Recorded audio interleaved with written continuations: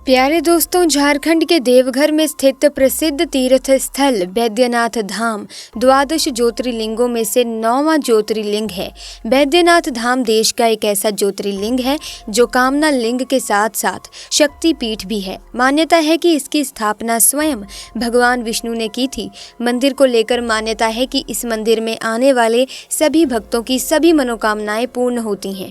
इसीलिए मंदिर में स्थापित शिवलिंग को कामना लिंग के नाम से जाना जाता है। देवघर में शिव का अत्यंत पवित्र और भव्य मंदिर स्थित है। हर वर्ष यहाँ श्रावणी मेले में लाखों श्रद्धालु भोलेनाथ का जय जयकार लगाते हुए बाबा भोलेनाथ के दर्शन करने के लिए आते हैं। महादेव के भक्त हैं तो कमेंट सेक्शन में जय भोले बाबा जरूर लिखें। दोस्तों, ये मंदिर कई चमत्कारों से भरा हुआ है, तो आइए बात करते हैं एक ऐसे चमत्कार की जिसे सुनने के बाद आप भी भोले बाबा की भक्ति में लीन हो जाएंगे। दोस्तों, इलाहाबाद के रहने वाले जयंत जी हमें बताते हैं कि ये घटना साल 2003 की है, जब जयंत जी अपने दोस्तों के साथ बैद्यनाथ धाम दर्शन के लिए गए थे। जयंत जी बचपन से ही महादेव के परम भक्त थे। उन्हें महादेव की भक्ति करने में बड़ा आनंद आता था। जब भी उनके पास समय होता तो वो मन ही मन महादेव के भजन गुनगुनाते रहते थे। उनकी महादेव के प्रति ऐसी भक्ति देखकर लोग भी कहते थे कि जयंत जी, महादेव को इतना याद मत कीजिए, कहीं महादेव को स्वयं ना आना पड़ जाए।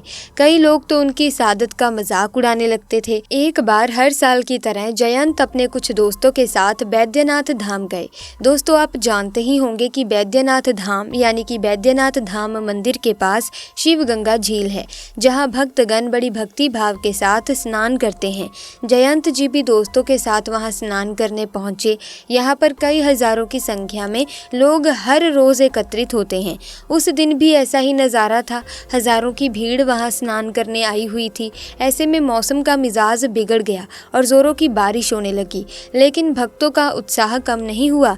तब भी कई भक्त घाट पर स्नान करने के लिए खड़े रहे। उनमें से एक जयंत भी थे। वो महादेव के परम भक्त थे और बिना स्नान किए घर वापस नहीं जाना चाहते थे।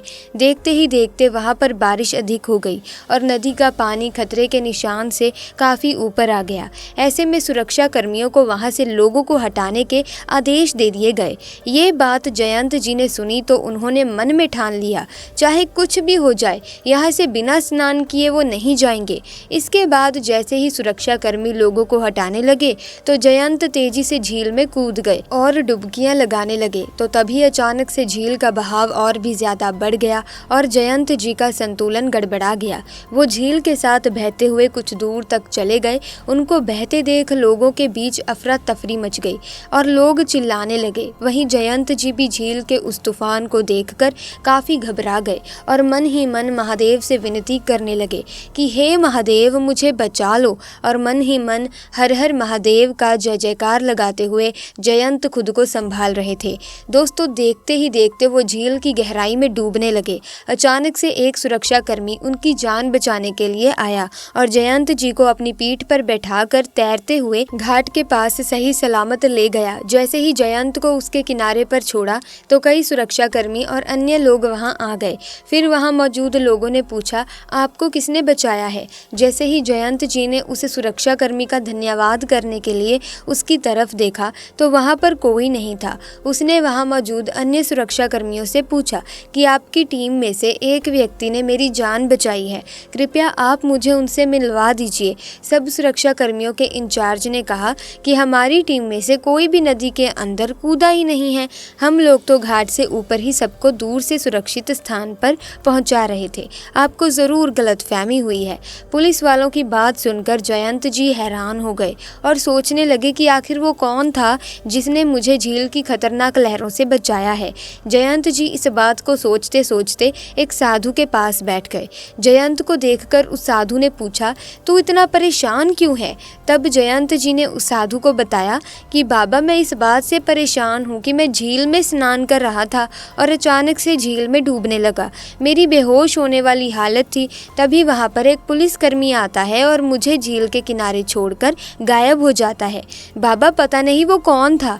वहाँ मौजूद सभी भक्तजन मुझसे कहने लगे कि ये मेरा वहम है, मुझे लहरों ने झील के किनारे फेंक दिया था। ये बात सुन वो साधु समझ गया कि वो कोई और नहीं बल्कि स्वयं महादेव थे। तब उस साधु ने जयंत जी से कहा कि बेटा घर जाओ और महादेव का ध्यान करो, उनकी पूजा करो। महादेव की असीम कृपा तुझ पर बनी हुई है, तेरा कोई बाल भी बांका नहीं कर सकता। साधु की ये बात सुनकर जयंत जी अपने घर पहुंचे, महादेव को दिल से धन्यवाद किया और गरीबों को ज़रूरत की चीज़ें दान की। तो दोस्तों, अगर आपको ये घटना अच्छी लगी है तो वीडियो को लाइक और शेयर करना ना भूलें।